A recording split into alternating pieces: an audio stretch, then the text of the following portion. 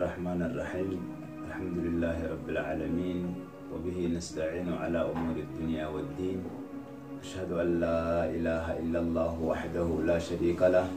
وأشهد أن محمدا عبده ورسوله صلى الله عليه وعلى آله وصحبه وسلم أجمعين. وبعد، تردرسو يقرب فارسيني نجايا رحمة نبي خير رب في نبودا أكم بكم إن شاء الله. يا دتشيسني ويا الرأي ربي خير ينتاتي وجيلي قرنان هجيلا خنا خيسا دلقون نبرباتش سمال فادا قرنان هجيلا خدرجا قبو قرنان جالا خنا وجيلي أكمن دبرسوك من وانجو إن شاء الله. لبوتي يا في تيسني فيس وربنا لا فيس إسني داما وروان دقي فجدم ربنا هابر ججالا. رب سبحانه وتعالى أمة إسلاماني أومي وقانس إلمنا ما ربيني أومي يبقو أموان أمر الرجالة أوما داتي ودي أومي إلمنا ما رب سبحانه وتعالى. خنرى أمة محمد بفأداتي الرجالة أمة هندر رجالة ربين قدي أومي نبيي جالا خنّي في كتاب جالا خنّي في أمة جالا ون ربي نسي قدين قارت ولا ججودان هم ترى والدور قدان الرجال أمة ربي قدين قناف إن شاء الله أمة جالا سنتهو داف خير أمة محمد تهو داف خير الراوان برباجسو وليادجيسون أنافس نفس فايدا قبام. قناف رب سبحانه وتعالى وذكر فإن الذكرى تنفع المؤمنين. يا دتشيس مؤمن توتني فيدا جاء واني يرو أماتنا خيسا وليادتشيسون وليدامون ولهمون برباجسو هجيلي خرنان هجي خيسا دلقون المنا مرة برباجسو تجرى أكا نما مسلمات وكتي خرنان هجي الآخنا واني إني دبرسو قبون أكا ولي بلاد عبادان دبرسو رقبا عبادان قرنان هجي الآخنا خيسة دلقموك أبو خمي جني ونفلال أكا ولي بلاد درجات القفات نمني تقو يبو خيه غر ربي ديبعو غر ربي سا يبو ديمو ربي سا ديهاتو يبو بربادو قم دران صلاتو قنم دران صومنو زكاة حجي خيري لأدانو مدلقو. أما واني إني خيري دلقا درس خيري دلقا بودس خيري دلقا جدتس إني الرانفتون قبني التوبة إلى الله در ربي توبة ديبودا توبة الدميسودا أرارم ربي ساقافتودا أكا ولي قداتي توبة دانقر ربي خينيا ديبون برباتي ستوبة الدميسودا. والعزم الأكيد قتنو جبدو بدير ديبئو الرتي غير ربي ديبئو الرتي قتنو جبدو علمنا ما برباتسا أكما بكم علمنا ما دلاوادا علمنا ما دلاوادا علمنا ما دلاوا خنا رب سبحانه وتعالى سامونا دليتنا فرا قل ليسون فرا لكون رب توبة علمنا ما تيقوده خنا فوجل قبني وان هجيد الراجنين وتخورنان خنا خيسا دلينو توبة الدميسون برباتسا توبة قدو خنا خيسا ملكي الدنيا تجرى ملكي آخراتي تجرى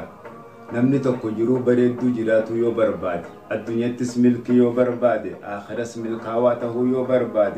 غير ربي سادي بي ربي ترك خنو قبا رب سبحانه وتعالى كان جام وتوبوا إلى الله جميعا أيها المؤمنون.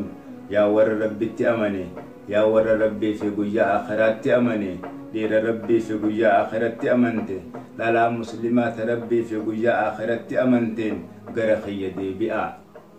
دي بيئة توبة الدميسة مالف جنان لعلكم تفلحون. ملكي الدنيا في آخرات أكارق التنيف ملكي الدنيا آخرات تخنا خيس جرا غرخي دي بيئة راجع رب سبحانه وتعالى واني يرو خرنان حجي آتنا ربي المناماتي خنف أكبر آسات أمة محمدي قدف هيرين جبدون أكا يرو تنفى يدمي الدنيا آخرس أمنا محمد ملكاو في وانتف توبة الدميسون برباتسا نبين كين عليه الصلاة والسلام يقول أمسر آمن أكنجان أيها الناس يا المنما dhiiras tahee dhalaas taanaan beekaa wallaalaas taanaan laafaa fi jabaas taanaan akka waliigalaatti ayyuhannaas yaa ilma namaa yaa nama amma dhaamsatti haajamu yaadachiisutti haajamu irraanfatu hirribaa kaasutti haajamu tuubuu ilallah gara rabbii keeysanii tawbaa deebi'a waan rabbi isin dhorge irraa dhorgamuudhaan waan inni itti isin ajaje dalaguudhaan tawbaa gara rabbii keeysanii deebi'a maaliif yooniif jettan aniin darajaa kiyya beeytan sun dilii yatadabartee fi taganaa dhuftus rabbiin dhiifama naa godhe sun guyyatti tara 70 oliin tawbaa gara rabbii kiyyaa deebi'a isinilleen na hidhadhaa fakkeenyeef duran na laalladhaati tawbaa heddummeeysaa jedha nabiin keenya sallallahu alayhi wasallam hojii kurnan hajjii keessa dalaguu qabnurraa tokko tawbaa heddummeeysuudha araarama rabbii keenya kadhatuu nu barbaachisa lammaffaa irratti wanni kurnan hajjii kana keessa dalaguu nu barbaachisu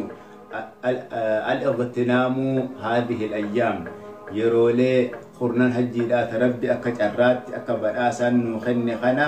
yeroo tana yeroo bu'aa qabdu faayidaa isiidhaarra oolchuu nu barbaachisa yeroon tun qaaliidha dahabarrallee qaali yeroon tun akkuma waliigalaatti kurnan hajjiidhaa immoo waa hundarra qaaliidha keeysaa guyyaan carafaa kurnanuma kanarraahuu guyyaa qaalii tokko waan taheef kurnan hajjii kana keeysatti argama yeroo bareeddu rabbiin nu kenne tana hiree tana beeynee itti fayyadamuu nu barbaachisa yeroo teenya yeroo bu'aa qabdu khayr irratti yeroo teenya karoorsinee dabarsuu nu barbaachisaaya fa'ala almuslim nama muslimaa irratti nama muslimaa irraa wanni eeggamu dhiiras tahee dhalaas taanaan an yahrisa hirsan shadiidan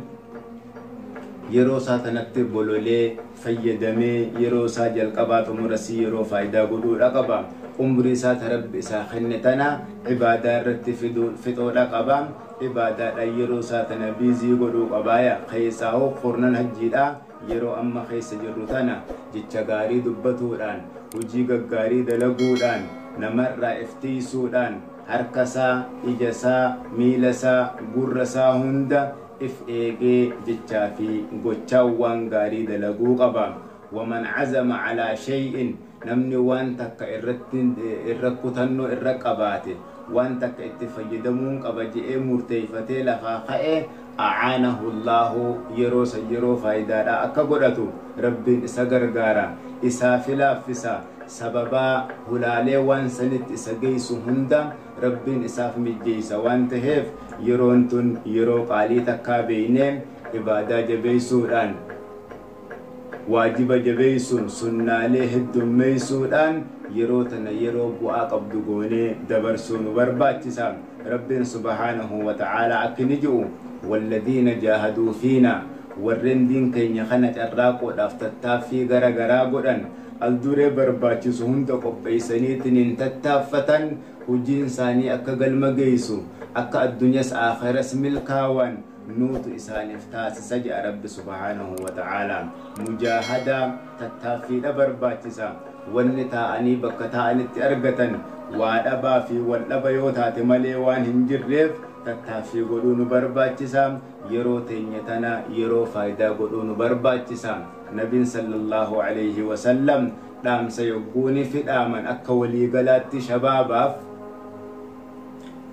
waa hedduu lakkaawanii lakkoofsa san keeysa yeroo amma nagaya qabdu yeroo boqonnaa qabdu kana osoo wanni sin shaagalleen dhufne itti fayyadami jedhaniin nabiin sallallahu alayhi wasallam dhaamsa dhaaman waan taheef yeroon qaaliidha akkuma reefu jennu dahabarra qaaliidha waan qaalii tana waan qaqqaalii keessa daleeynee dabarsuu nu barbaachisa qabxiin sadaffaadha